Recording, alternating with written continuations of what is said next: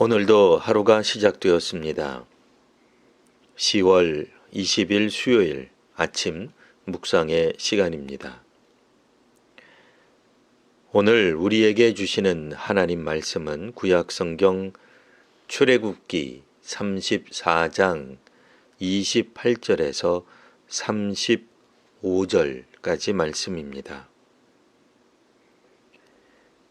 모세가 여호와와 함께 40일 40야를 거기 있으면서 떡도 먹지 아니하였고 물도 마시지 아니하였으며 여호와께서는 언약의 말씀 곧 십계명을 그 판들에 기록하셨더라.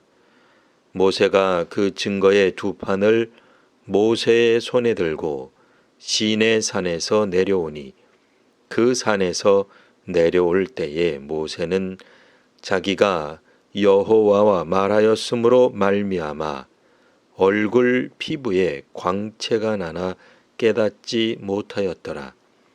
아론과 온 이스라엘 자손이 모세를 볼 때에 모세의 얼굴 피부에 광채가 남을 보고 그에게 가까이 하기를 두려워하더니 모세가 그들을 부르매 아론과 회중의 모든 어른이 모세에게로 오고 모세가 그들과 말하니 그 후에야 온 이스라엘 자손이 가까이 오는지라. 모세가 여호와께서 시내 산에서 자기에게 이르신 말씀을 다 그들에게 명령하고 모세가 그들에게 말하기를 마치고 수건으로 자기 얼굴을 가렸더라. 그러나 모세가 여호와 앞에 들어가서 함께 말할 때에는 나오기까지 수건을 벗고 있다가 나와서는 그 명령하신 일을 이스라엘 자손에게 전하며 이스라엘 자손이 모세의 얼굴에 광채를 보므로 모세가 여호와께 말하러 들어가기까지 다시 수건으로 자기 얼굴을 가렸더라. 아멘. 현대를 살아가는 사람들이 얼굴을 가리는 이유에는 여러 가지가 있겠습니다.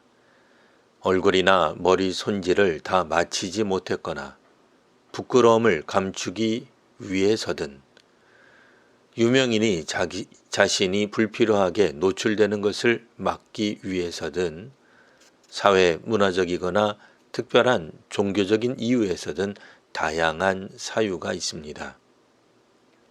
오늘 본문에서는 구약시대 모세가 한동안 수건으로 자기 얼굴을 가리고 산 이야기를 언급하고 있습니다.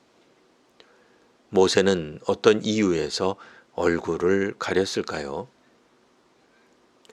모세는 시내산에서 하나님과 함께 있는 동안 40일 동안 먹거나 마시지 않았습니다. 이는 참으로 놀라운 일입니다. 보통은 사람이 며칠간 물도 마시지 않는다면 죽을 수도 있기 때문입니다.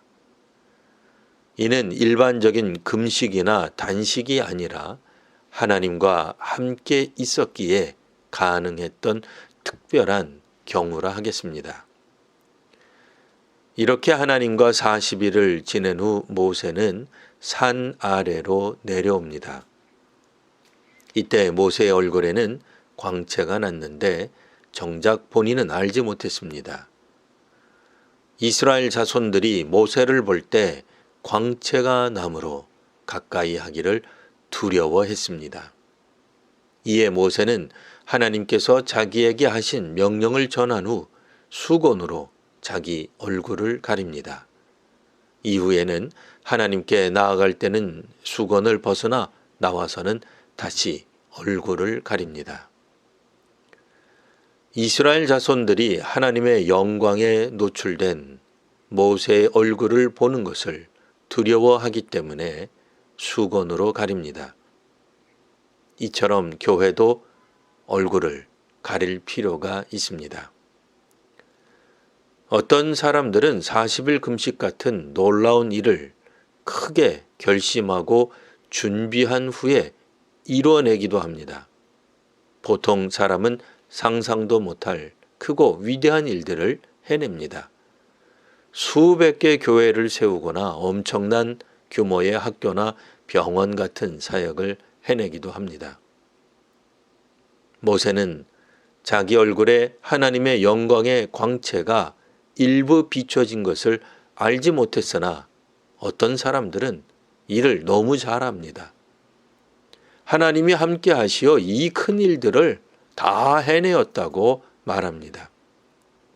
모세는 수건으로 얼굴을 가렸지만 어떤 사람들은 하나님이 자신을 통해 하나님을 드러내신다고 말합니다. 오늘날에도 하나님은 사람들과 교회를 만나 주십니다. 하나님을 만난 사람들에게서는 하나님의 영광의 광채가 나옵니다. 40일을 아무것도 먹고 마시지 않아도 되었던 것은 모세가 결심하고 크게 희생했기에 일어난 일이 아닙니다. 교회는 하나님을 만나는 사람들로 가득 차 있는 곳입니다. 다른 사람들과 세상을 위해 믿음의 사람들인 교회는 자기 얼굴을 가릴 필요가 있습니다. 지금 우리 얼굴에 나타난 광채는 우리 자신의 것이 아니라 하나님의 것이기 때문입니다. 기도하겠습니다. 하나님, 한국교회가 우리나라 역사 가운데 귀하고 놀라운 일들을 많이 하였습니다. 성도들과 목회자 중에도 하나님이 함께 하시지 않으면 할 수 없는 일들을 하기도 했습니다. 이제 성도와 교회들이 그 영광의 광채가 내 것이 아니라 하나님의 것임을 분명히 하기 위해 자기 얼굴을 가리게 하옵소서. 예수님 이름으로 기도합니다. 아멘.